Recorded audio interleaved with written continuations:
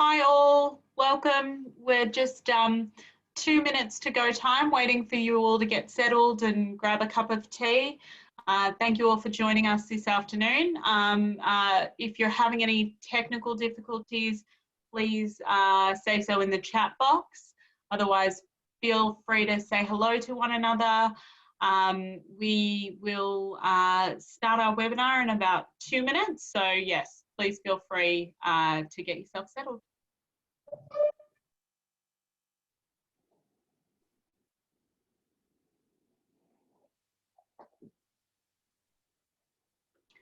Hi, for those of you who've just arrived, we are just waiting for everyone to get online, get logged on and sorted. We will start the webinar in about a minute or so.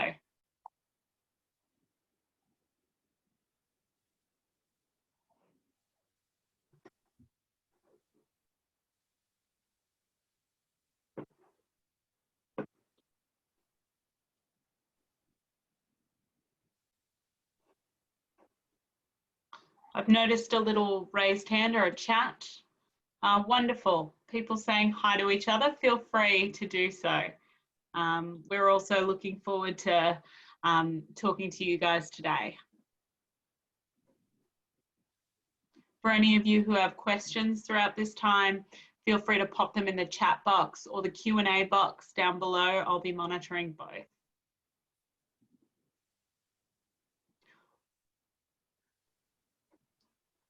All right.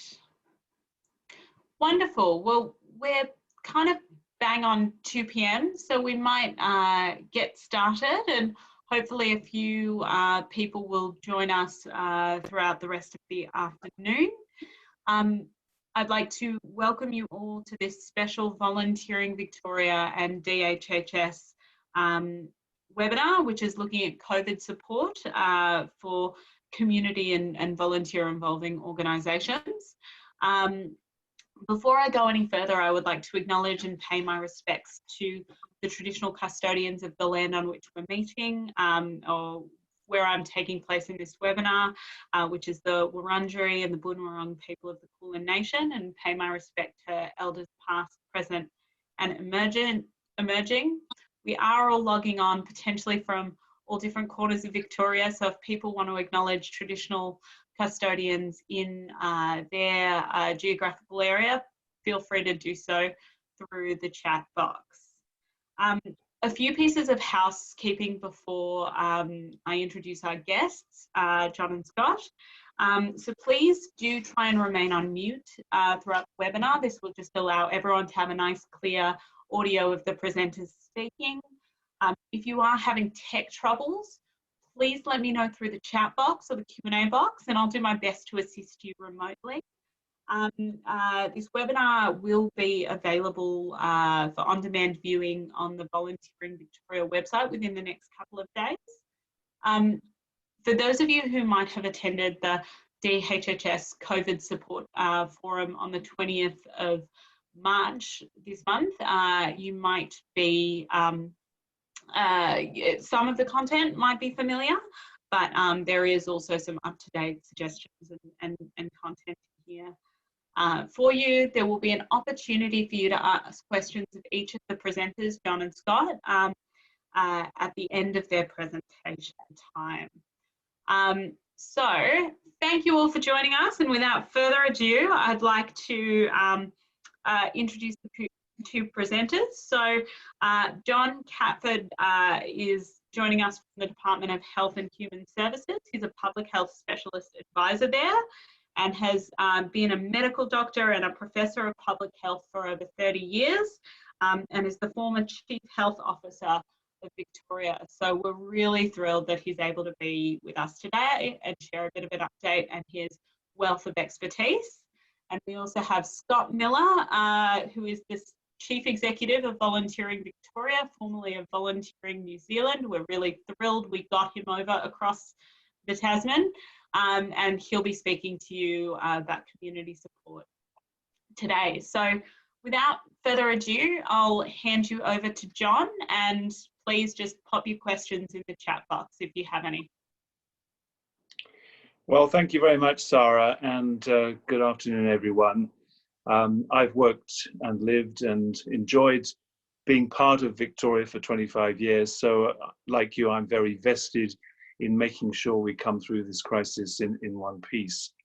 We are facing a challenging time, of course, and you're very familiar with the sorts of terrible scenes that are occurring in many other countries. And what we're all pushing for at the moment is not for that to happen here in Victoria.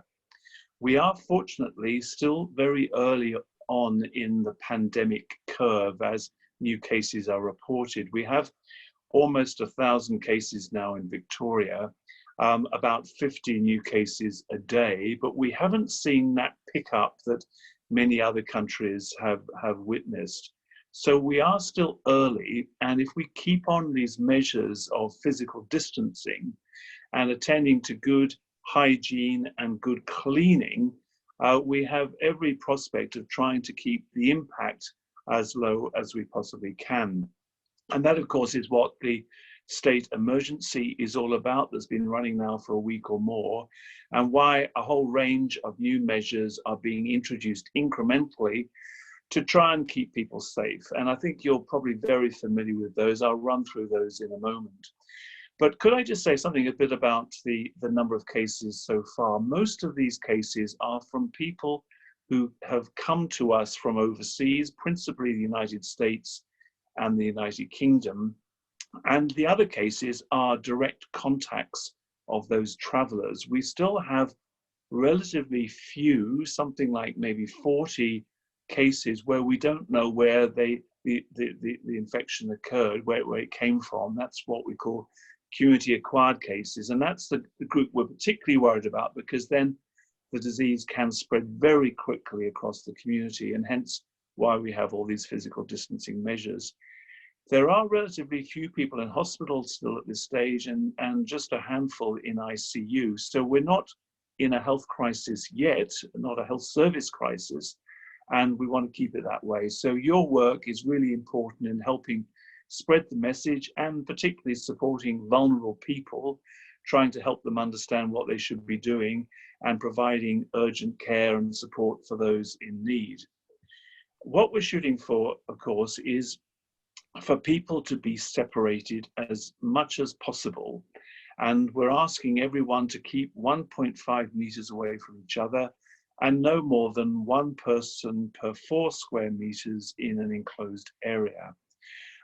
We've now introduced some fairly tough regulations, which mean that we shouldn't be in gatherings more than 2 people. But there are some exceptions. There are some services that are exempted because they have to keep functioning. And of course, a particularly important one is the health service. But there are other services as well, particularly services that support vulnerable people. And we can talk about those in a moment. And many of you may well be involved in providing support to those vulnerable people. We all need to, and you're very aware of this, I'm sure, adopt very good standards of hygiene, regular hand washing, and good cleaning of surfaces that we touch very regularly. And that applies at home, in the workplace, and in the broader community. We're also very concerned about people who might be at greater risk, not of spreading the disease, but of getting a nasty impact from the disease. And those are people aged over 70 and people with chronic conditions. So volunteers who fall into that category really should not be out and about. They should be staying at home. And I know that may well affect the number of people available in your voluntary organization, but we do advise people who are aged over 70 and with chronic conditions to stay at home and minimize your social contact. Now, we're going to have to press through on this for a few months, I'm afraid, until we can see signs of the pandemic slowing and hopefully dropping. And then, of course, we can move back to business as usual.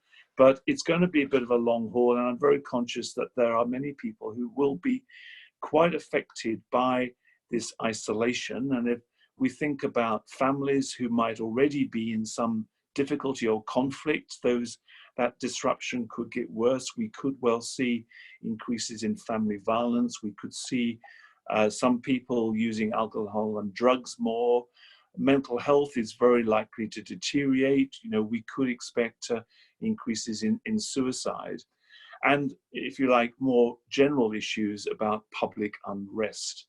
So you also have a part to play in helping prevent that and support that in all the various work that you do across the voluntary sector in Victoria. So you are an important part of the fight back against COVID, but you need to safeguard your own health, and you need to observe these physical distancing measures that I've outlined. So I'm very happy to answer any questions. There's a lot of detail behind all this, and I'll pass back to Sarah now. So I have yet to see questions. It's mostly wonderful that you're all taking time to introduce yourselves on the chat. Did anyone have any questions specifically for John at this time? Please pop them into the chat, or pop them into the Q&A box down the bottom. One thing that I'm often asked, and I'm sort of working across a number of sectors, including housing and homelessness, for example, is what to do if someone is sick. And this is an important thing to work through. If you're sick yourself, you should stay at home. If you're concerned you might have the COVID disease because you've got a flu-like illness and you think you may have been in contact with someone who's got it, then you can certainly ring the COVID hotline and you'll get support and be passed through to people. But if you're dealing with someone who is unwell, I think you need to be quite cautious about this. I mean, if they've had the disease, if they've got the COVID disease, they should be in self-isolation. Now, most people will be at home because relatively few people get so sick that they have to be admitted to hospital. So most people who will have COVID will be staying at home.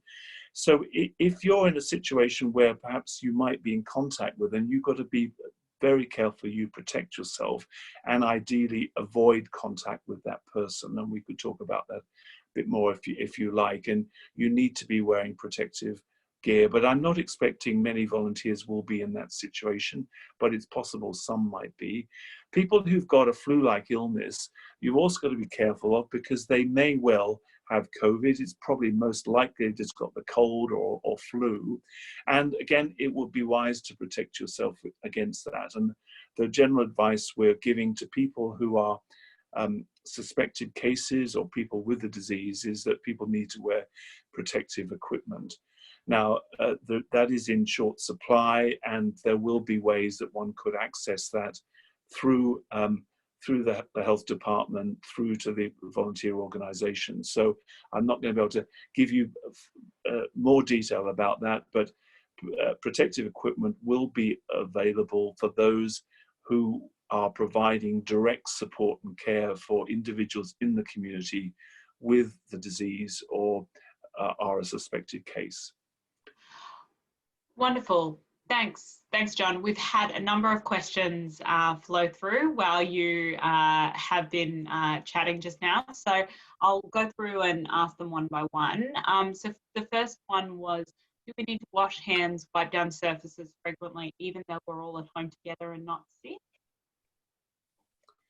Well, look, I think it's good practice to get into that habit because somebody may well become sick at home, in which case you need to be particularly careful. If someone is sick at home, they need to be put in their own room.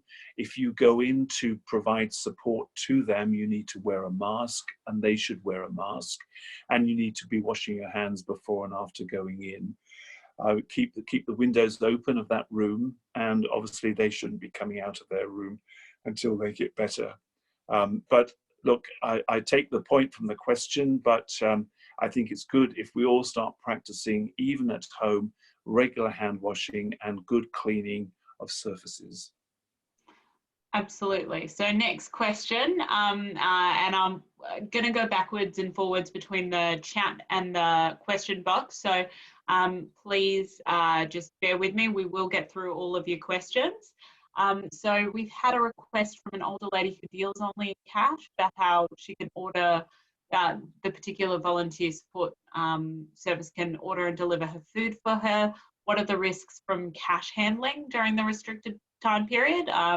Many organisations do support vulnerable individuals who may have limited opportunities to pay in credit or card. Well, if you have to handle cash, then it's important you wash your hands before and afterwards. Before, so you don't pass anything on to someone else, and after, in case there might have been something on the cash you've received. You can't catch COVID through your hands, so don't worry about that. It's when you might get the virus on your hands and you put it to your face, your mouth, your eyes. That's when it could potentially enter your body. So if you wash your hands well for 20 seconds after dealing with cash and beforehand, that would be absolutely fine. And 20 seconds is about the length of time I take to sing happy birthday to myself. So you can work it out how long you need to take. And of course, gloves is the other way to protect yourself if you're handling cash, if you can access that. But of course, you need to dispose of the gloves afterwards, and certainly don't touch your face with your gloves on. Wonderful. Thanks, John. So the next question is about how volunteer organisations can best support the mental health of working volunteers throughout the stressful and anxiety-producing time. So this is about volunteers helping other volunteers who may be stressed from the process. Is that the question, Sarah, just on? Volunteer involving organisations, so it may be staff who are working remotely to support the mental health of volunteers who are still working, or it may be staff who are working in person with volunteers delivering essential services, acknowledging that this is a stressful and anxiety-producing time.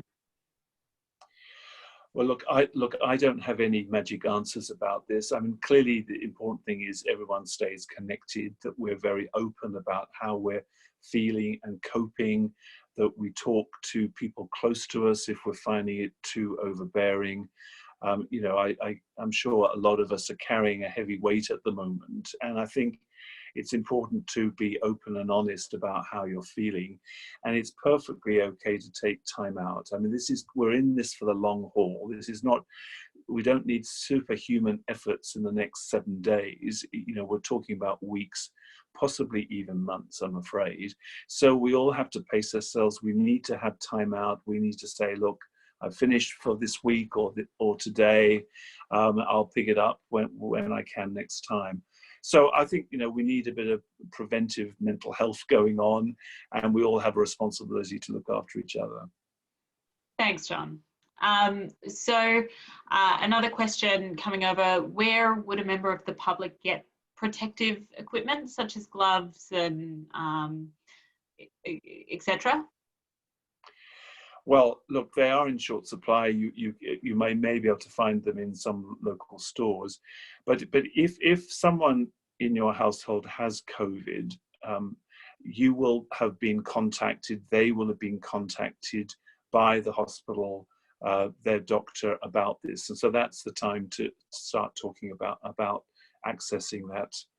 So when the call comes through, then you should start talking through about, you know, how am I going to look after this person?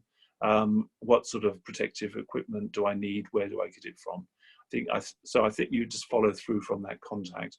There will be general information available, which is already out there on the web, for how to look after people. And of course, some people could get quite sick, but most people won't.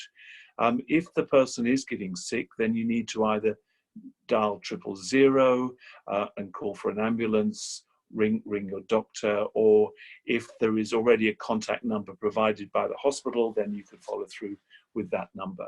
But most people won't need to go to hospital. In fact, they shouldn't go to hospital, because we need to keep the hospital open for people who are really sick. Fantastic. So another question that's come through is, how likely is it that volunteers will need evidence of flu vaccination or COVID-19 negative testing prior to resuming volunteer duties?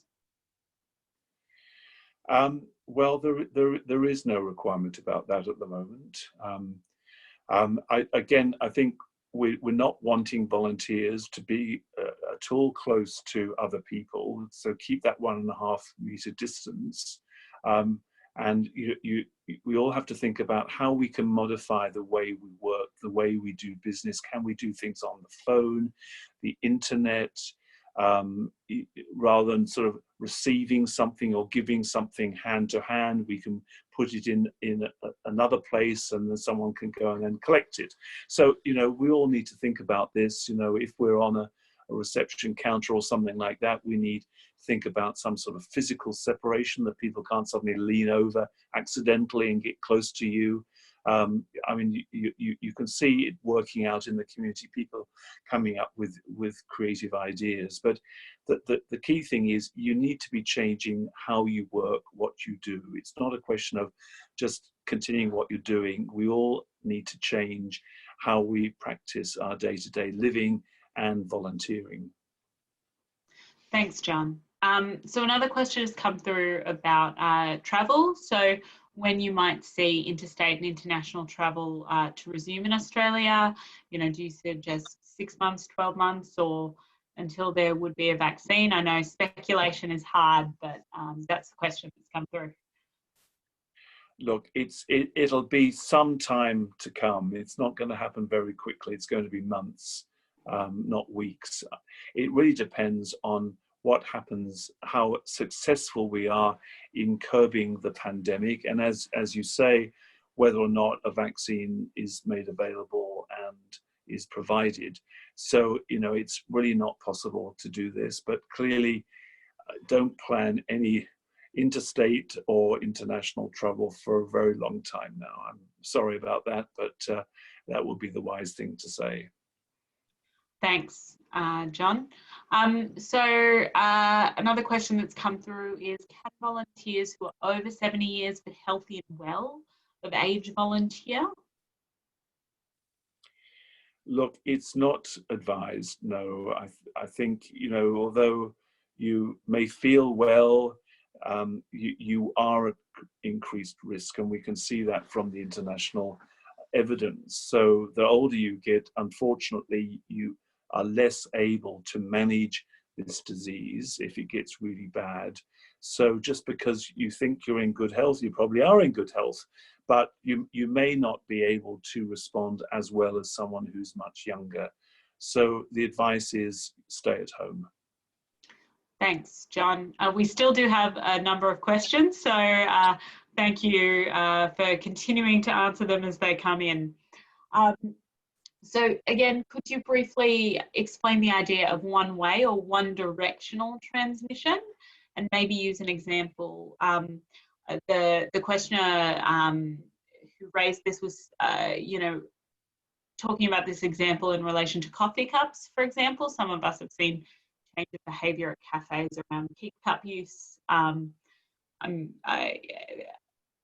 Yeah, so one-way or one-directional transmission. Well, I think what the question is thinking about is someone who has got the disease is shedding virus. They've got symptoms. They've got a runny nose. They're coughing. They're sneezing. Virus is being transferred from them to another person who hasn't got the disease. Now, by far the most common way is through droplets that you sneeze, you cough out. It can happen through touch, and that's why we're so keen on talking that up, but it's not nearly as important as that direct face-to-face situation. So it is possible for the virus to be on a coffee cup, for example, that you might have put it there because you're infected, and then if someone touches that, they could potentially pick up the virus. Now, as I said earlier, it's not going to get into your body through your hands, but it will if you then touch your face. So that's why washing is so important. You need to wash the coffee cup, you need to wash your hands. So, I mean, that's essentially the process. And unfortunately, the virus can last for some hours, even longer in particular situations. And that's why we're recommending to open doors and windows, get lots of air flowing through, because if the droplets dry out quickly, then the virus will die. But sort of hot, humid conditions, the virus will live longer. Thanks, John.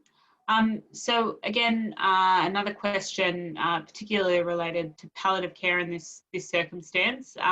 They have volunteers contacting families by phone, but wondering if there are volunteers under 70, would it be okay for them to do tasks like shopping for the families who have someone receiving palliative care? So potentially not actually coming into direct contact with the person receiving palliative care, but for the families. Yes, look, I think that would be very valuable indeed if people can't get out the house or they're having to stay with someone who is quite sick. If volunteers can assist them, I think that would be fantastic. But the volunteers, of course, need to think through about their own personal protection, and certainly not, you know, if they unfortunately were infected, not giving it to the home that they're supporting. So if you're doing the shopping, you can then leave it at the front door. You're not handing it over hand to hand, and you know, think about some way of cleaning it so that you know you're not passing something on. So I mean, I'm sure you can think of creative ways. I mean, you can obviously wipe down, disinfect the product, which would be one way, or it can be in some sort of bag or some other way. But you know, the less touching that's going on, the better, and the more cleaning, the better. All right, so just a little follow-on question, and don't worry to those who've asked questions before this, I'm just skipping down because it seems like a relevant follow-on. Do you recommend sanitizing grocery packages when they're brought home? And also, is there evidence that the virus is airborne, i.e. remains suspended in the air even for a short time after a cough or a sneeze or breath exhalation? Well, let's take the second one. Yes, it certainly can be the case. So if you cough and sneeze, those tiny particles you can't see will be in the air floating around you and other people. And that's why, you know, this 1.5 meter comes into fore, because we want to keep people separated. And indoor areas will be more risky than outdoor areas. The sun is shining, the wind is blowing, and you're well separated. The chance of picking it up is really remote. So, you know, if you're out walking, taking some exercise, that's fine. Don't get too close. But you know, someone who's crossing the other side of the road is not going to give you COVID, so you can relax about that. In terms of cleaning products that you bought in the supermarket, you know, if you can do that, why not? You know, if you feel happier for doing that, do it. Probably the risk is very, very low indeed. But for peace of mind, if you'd like to do that, go ahead. And you should use an alcohol wipe of about 60–70%, which will kill off the germs. And as a general rule about cleaning, you should, if you're using alcohol wipes, you should let it sit for about 10 minutes. So just because you quickly wiped it may not have done the trick. But my own view is that if you're buying stuff from the supermarket, that the risk is really quite low. But peace of mind, by all means, disinfect it or clean it. Fantastic. Thanks, John. So what would be the best way of checking with volunteers' wellbeing and fitness to resume their duties? This might be after a period of kind of isolation, or might be, you know, when they're coming back to volunteer more generally, if they're in that more vulnerable category, I guess. So I just missed, the connection wasn't perfect. What was the beginning of that question again? Apologies. So what would the best way of checking with volunteers be for their wellbeing and fitness to resume their duties? Well, look, I mean, obviously you're going to be connecting by electronic means, phone, SMSing, internet, and so forth. I think if someone does have the illness and have been unwell and are recovering, the medical personnel that's supporting that person will advise you on whether you can return to normality, if you like, and that probably will be following a test to make sure you are COVID free. In that situation, I suppose if you're feeling fine and well enough, you could contact the relevant organisation, say that you're available to work again, and that will be fine. But you obviously need medical clearance before you can take that step. Thanks, John. Another question related to personal protective equipment, particularly for service providers that support elderly and vulnerable population, community transport, home kind of aged care clients. They will likely become a focal point in delivery of food and medicines in community. So how can service providers, the not-for-profits that might be providing this service, get reliable access to masks and gloves and sanitizer? Any suggestions? Well, look, those things are in short supply at the moment, so it will be difficult. I think at the moment we're reserving that equipment for people who have got the disease or have got symptoms that could include the disease. So for regular sort of day-to-day stuff, you know, that equipment, I'm afraid, is not available. But it may not be necessary because, again, if we are keeping separate, if we are washing our hands, and as we're discussing, potentially cleaning equipment or things that are being delivered, then that will break the risk of infection.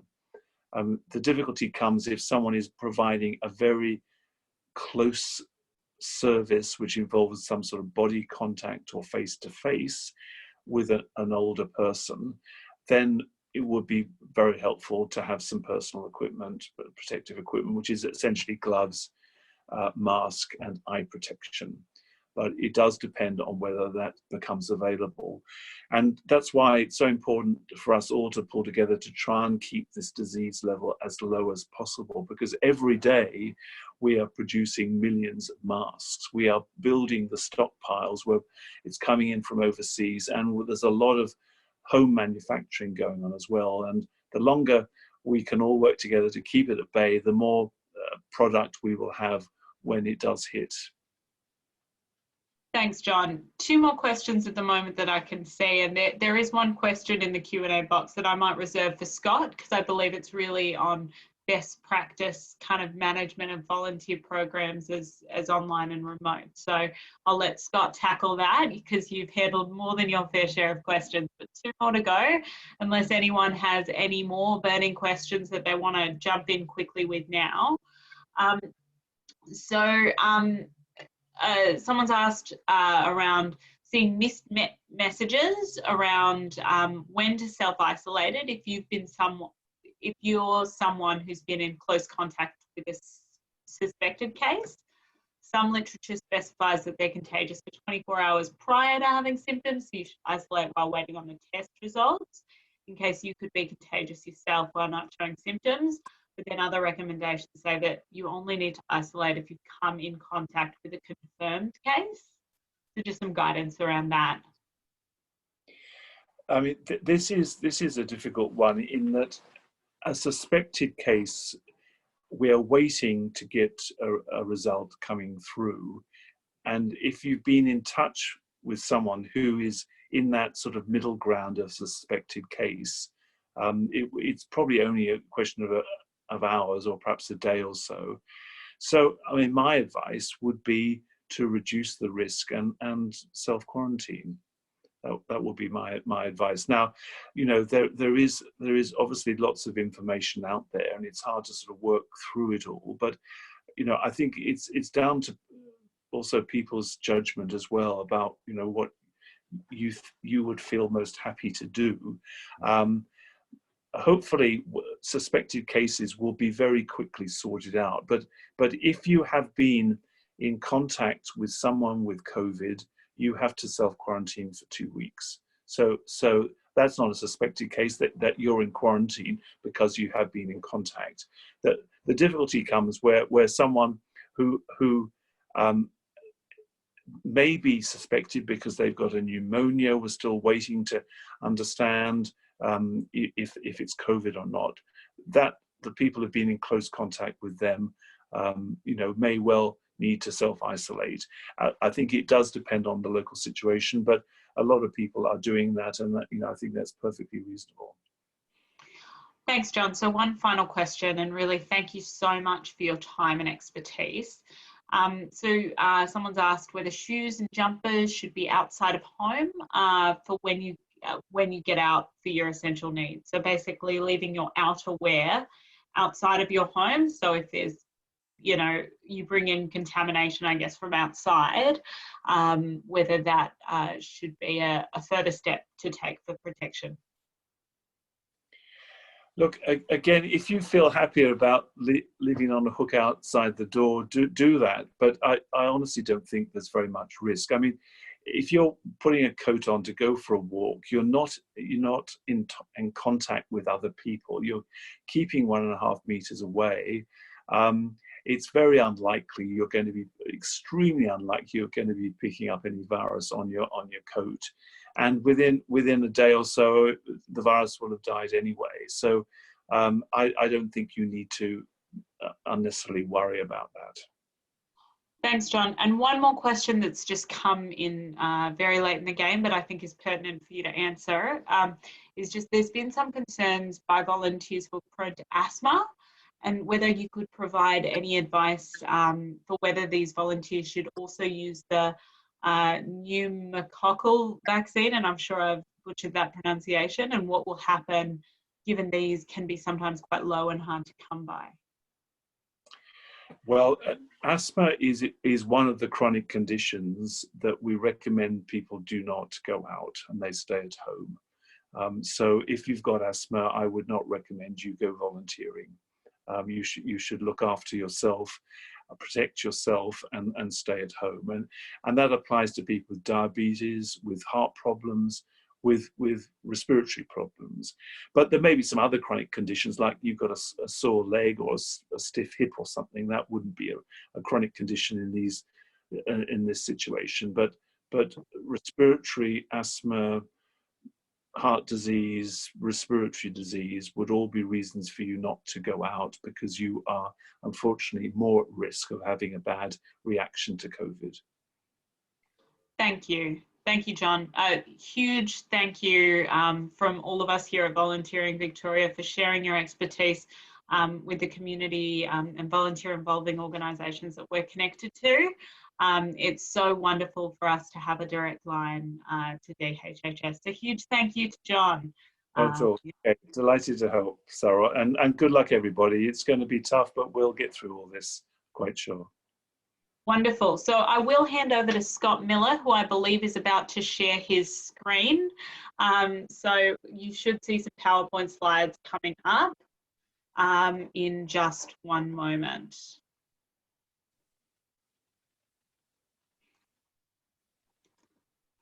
Can everyone see those PowerPoints?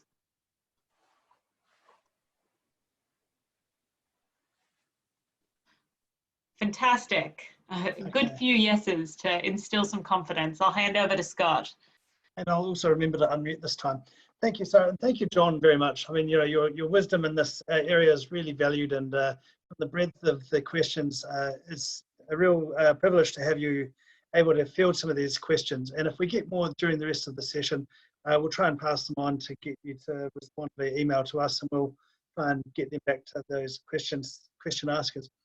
John and I met 2 weeks ago at the DHHS forum. So this is a bit of a reprisal of some of that event of the slides that I've got today, and also a chance to update people on some of the other resources that have been developed, and also to receive your questions about your volunteer program that we may be able to support with. And if not, then we'll try and find an adequate place to help you.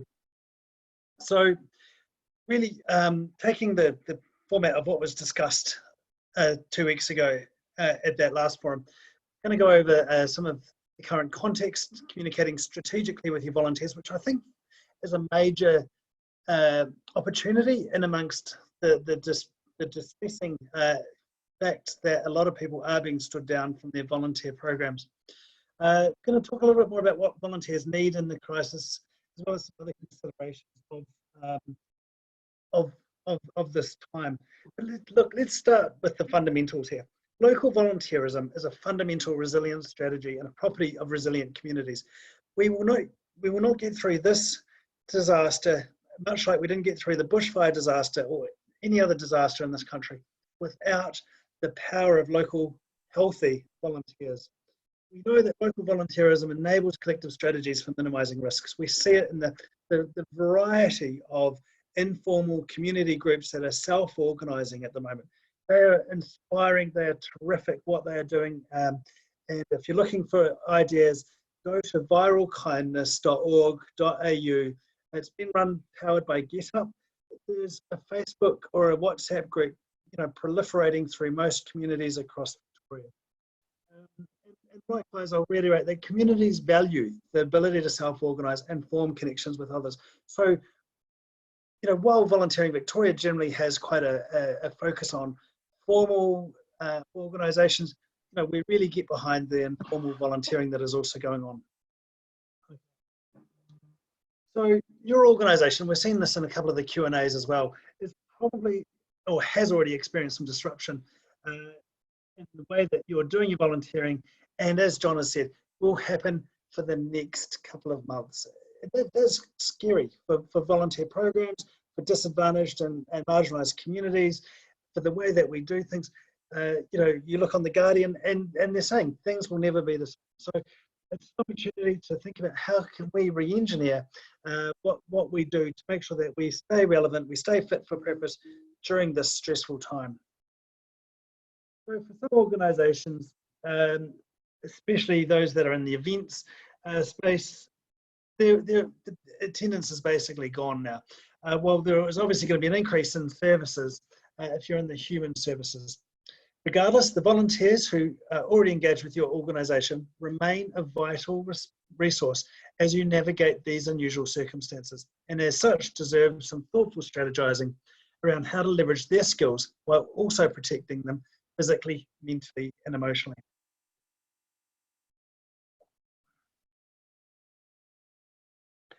Okay, so first of all, prioritise your well-being and your volunteers' well-being. We've talked already about setting up additional wash stations, encouraging social distances, and setting up systems for staff and volunteers to work remotely where possible. What we also seeing a remarkable increase in is the sort of the virtual care that can be done online through the telephone and what have you. It really is going to be the way that we have to do this if we're going to be looking after those that have compromised health and well-being at the moment. So obviously by this stage you'll be postponing trainings or leveraging those online and virtual training options. Can you offer opportunities for online convenings? We're doing it today, with Zoom. It's free, I think, to have as many people as you want for up to 40 minutes, which is a great way of keeping meetings really short these days so that they don't go on and on and on. On our website, we encourage you to look at a resource that we have called Volunteer Engagement Response Plan to COVID-19. And in that, we encourage you to look at your assets. Who are the people, what are the things that you've got available that you may not have considered as part of your COVID response? Think about your community's need and how that there may be a link between some of those assets that you've identified and the community's need. And then how can you as volunteer engagement specialists work your magic, recognizing that there's going to be challenges along the way.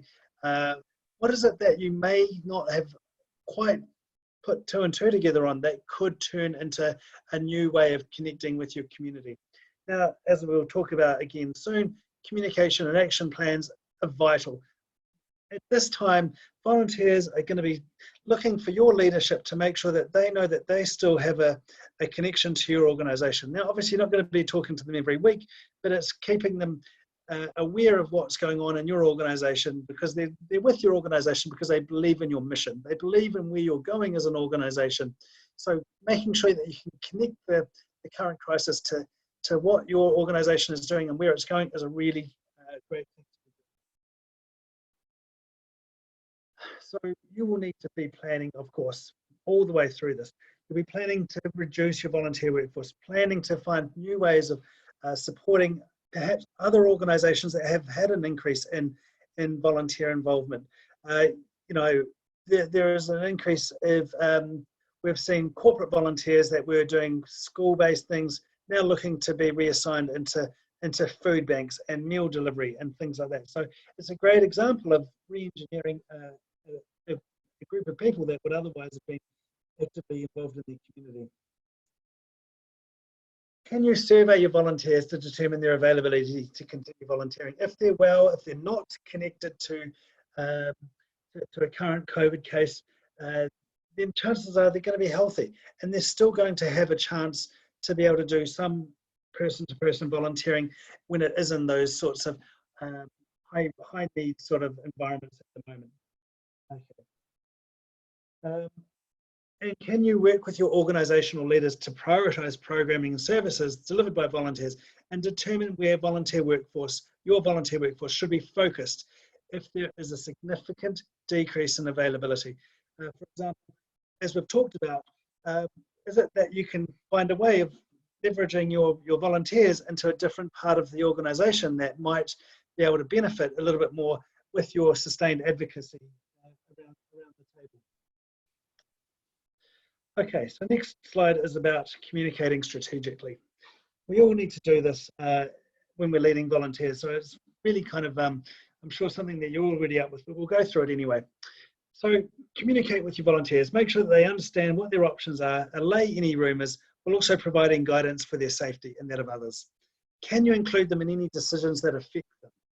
Having volunteers at the table will ensure that their concerns are heard and addressed. And where possible, have you had the opportunity to re-engineer your volunteer engagement plan? How can you, again, using that sort of asset-based community development approach, reconsider what are the assets that you have available? We love the idea of solidarity narratives. We see this, you know, really well in the government at the moment. The idea of we're all in this together. We will get through this together. Our own health depends on the health of the person next to us and the person next to them. These are strong lines that we think, you know, serve to benefit the spirit of volunteerism. It serves to benefit people not only through this crisis and their mental health, but in the longer term where civil society comes out the other side of this stronger.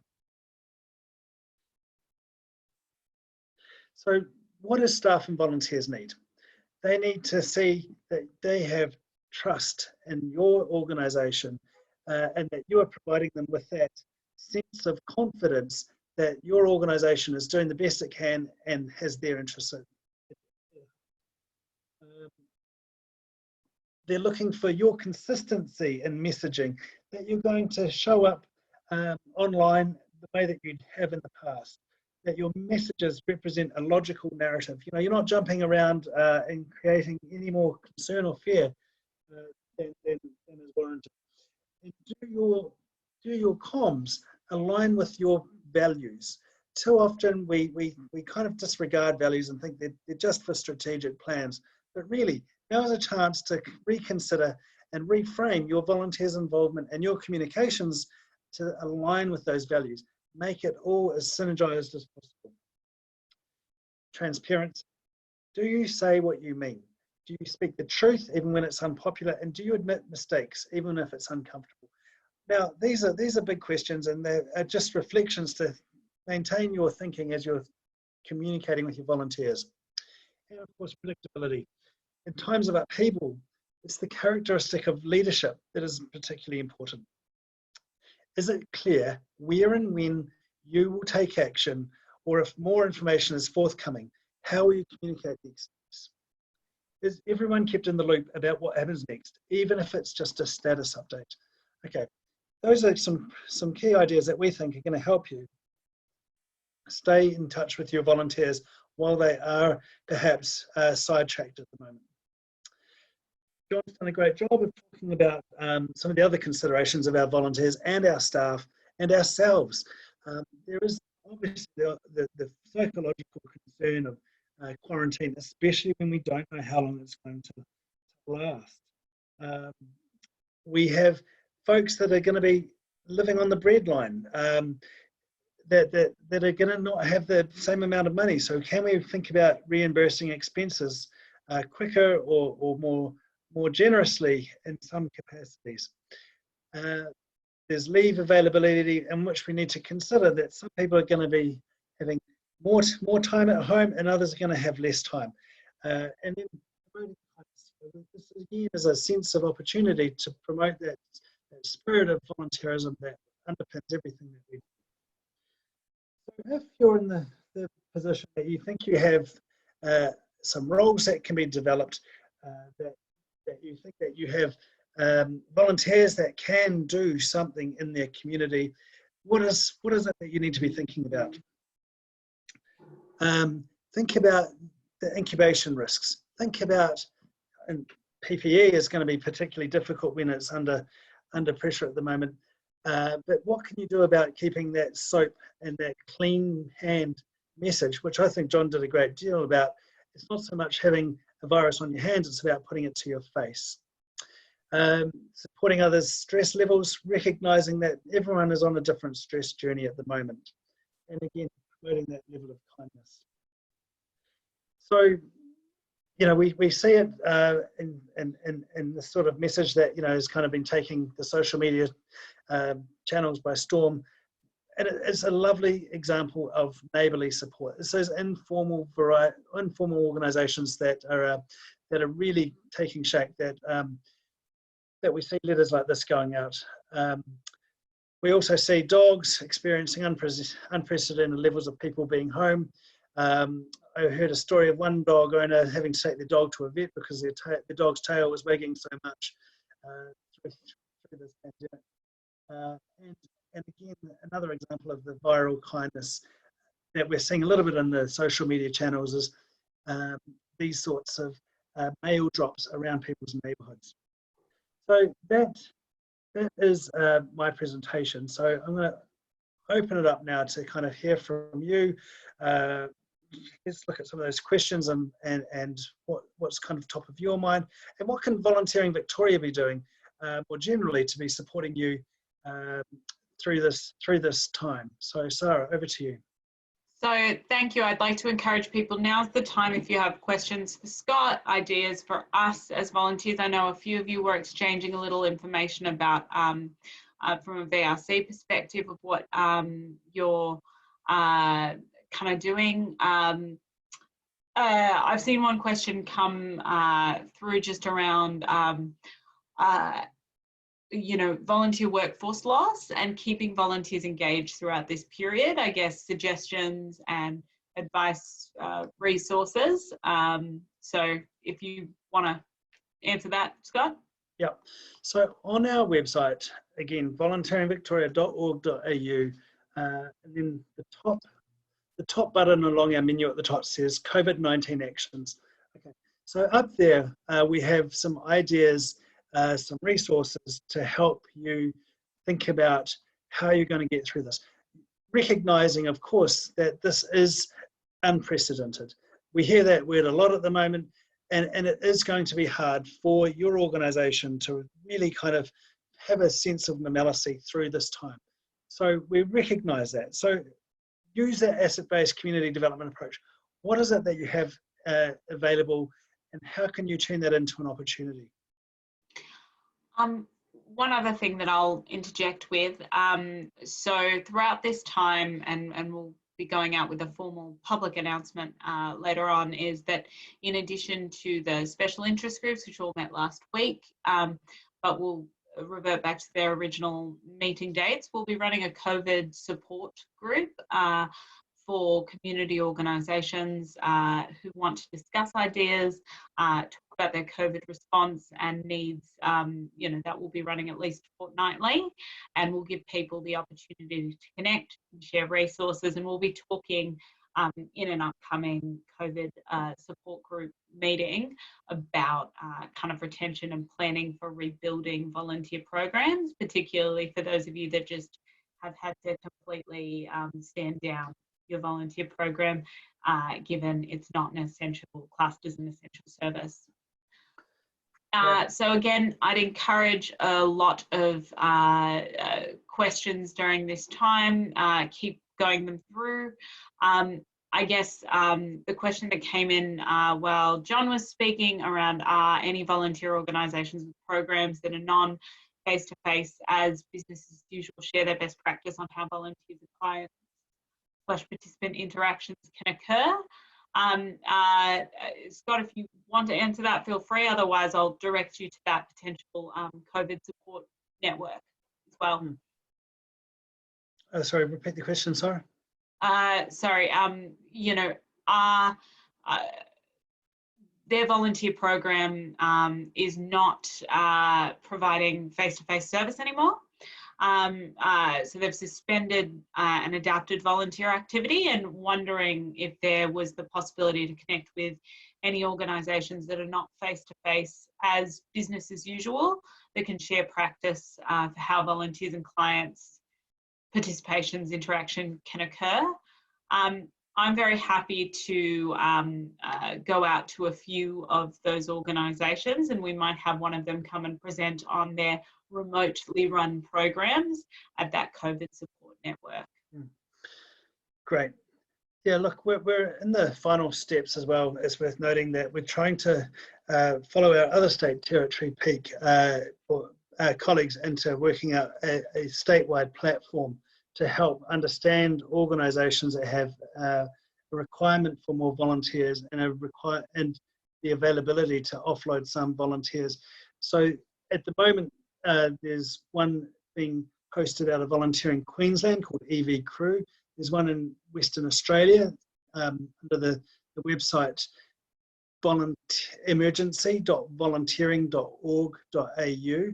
And there's also another one about to be announced in the sporting sector called Play for Lives, which are an indication of the platforms that are coming out to kind of do some of this online matching of people that are saying, hey, I have time, I have availability, I have I have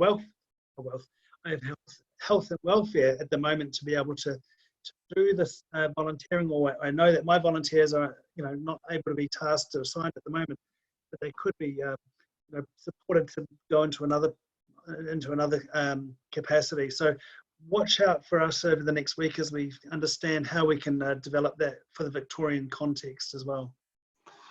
Thanks.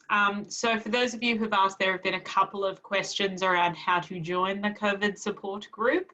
We'll be sending a call out in our next big, broad communications, and we'll create a separate group that will get a fortnightly Outlook invite. So just send myself or info@volunteeringvictoria.org.au an email to be included in that. So we have actually got a question about CPD, and we're really, I believe the cutoff was end of April, so I don't think you've missed the cutoff for CPD registration. So if you want to send an email to info@volunteeringvictoria.org.au. Again, you're welcome to sign up to CPD. Obviously, some of the points activities may have changed or modified throughout this time as less face-to-face training will be occurring.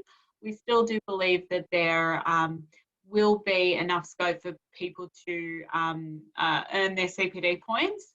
But obviously, we'll be reassessing that program in the context of COVID, depending on how long we're all kind of away from BAU.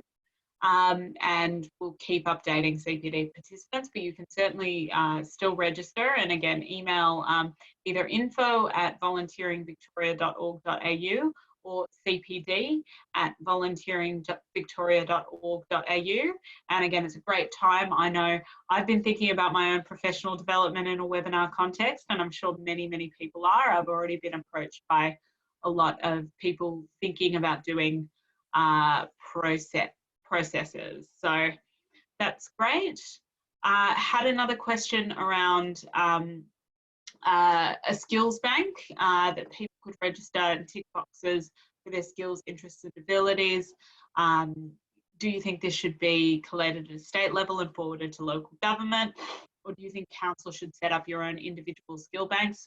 I believe you've touched a little bit about that, Scott, but I'll let you expand further. Yeah, look, Sally, thanks for the question. It's, as I said, it's something that we're looking at actively at the moment. We've been trying to work with DHHS, our state partners, state government partners. We were hoping that they may even have a decision today about whether they're in and to what degree they're in. Otherwise, we're going to be working it out, I guess, independent of them, and we'll have some form of a support platform to do that sort of statewide volunteer bank in the next week, because we do see it as an important role to play. The only caveat is that we will be providing that data so that volunteer organisations or volunteer leaders can utilise that data rather than us doing the in the middle matching. So it will be something that we're actively progressing. It's just a matter of whether we work with Volunteering WA and their platform, or Volunteering Queensland and their platform, while also supporting the Play for Lives platform. So that's already 3 platforms that you know are available to kind of promote, as well as those informal viral kindness social media groups that are also proliferate around this time and this sort of area of need. And just obviously our interest being what's going to be of greatest long-term sustainability for the state. So another question has come through around, are there any resources specifically around online volunteer programs? Now, Volunteering Victoria does have a virtual volunteering guide in our general guides and resources section. We'll likely be looking to bulk that out in the context of COVID-19. I'll hand over to Scott if you have any other suggestions of resources. No, look, I think, you know, on our website, you know, see if I can do a quick screen share. We recently refreshed our toolkit, so do have another look at that. And if you can see on the screen here, we've got, I think we've got 19, is it, Sarah? 19 guides online, which includes virtual volunteering down there under V. We also have 3 animated guides now, including one which totally summarises in a minute and a half through the powers of volunteer management girl, which is on our homepage. The same messaging that we've tried to distill this afternoon in this hour. So please, by all means, take a look at our website. And if you've got feedback, let us know. We want to be relevant. We want to be useful. So if there's something that we're missing, we will want to know about that so that we can respond to help you to be able to do your job as effectively as possible. Fantastic. So another question about just recruiting university students as volunteers during this time and having them work from, I guess, another campus. Wondering if anyone else is doing this, so not the main hospital campus. Melanie, if you want to kind of expand on your question a little further, just so we can make sure we're answering it accurately. Regarding, there have been a few questions and suggestions in the chat that I've noted around platforms and the different platforms that are available, and confidentiality versus kind of, I guess, ease of access, i.e. your social media platforms. VV is working through some of these issues, and we don't have one specific platform to recommend at this stage, but do know we are kind of considering, and we will look to produce a resource about the various platforms that are available. You know, there have been moves already that I've noted to establish a Facebook group for volunteer engagement professionals at this time. One of the things that I'm also hoping to bring to the COVID support group is the idea of getting a bit more upskilled on cybersecurity, because obviously we're all diving into these online platforms, but we very rightly have volunteer and client contact information that we want to be kind of protecting and storing from our home offices or from wherever we're working. So making sure that before jumping onto one particular platform or another, we are considering that. But certainly for those who've sort of said, hey, can we consider a talk online, offline, I will absolutely be contacting you after this webinar. So any other questions at this time? I note that Viv's just responding to Melanie there, Sarah. And I'd also say, Melanie, Student Volunteer Army in New Zealand is doing an exemplary job of mobilising university students to provide home support, running errands again like they did during the earthquake. So those Kiwis have got a few good ideas, I dare say. But look, seeing a few of the comments there coming through. At Swinburne University, so that's great. But look, as we say, please email us if you've got ideas on what we need to be doing more or less of. We're here to support you as a sector. Your success is our success. So look, thanks very much for your time this afternoon. It's been a delight, and as Sarah said, follow our communications as you do to get onto this with other special interest groups or communications that we have forthcoming on this complex time. So thank you all for attending. We really, more than ever, enjoy the feeling of community that we have from volunteer management professionals. And yes, as Scott said, please do email us if you have any concerns. At the moment, Volunteering Victoria are following health and human services guidelines, and we are working from home, which means our phone number is being monitored less frequently. So please, please, please send through an email to info@volunteeringvictoria.org.au. That's the fastest way to get a response from us. Thank you all, and thank you, John, again. Right. All the best, everyone. We'll be in touch. Bye.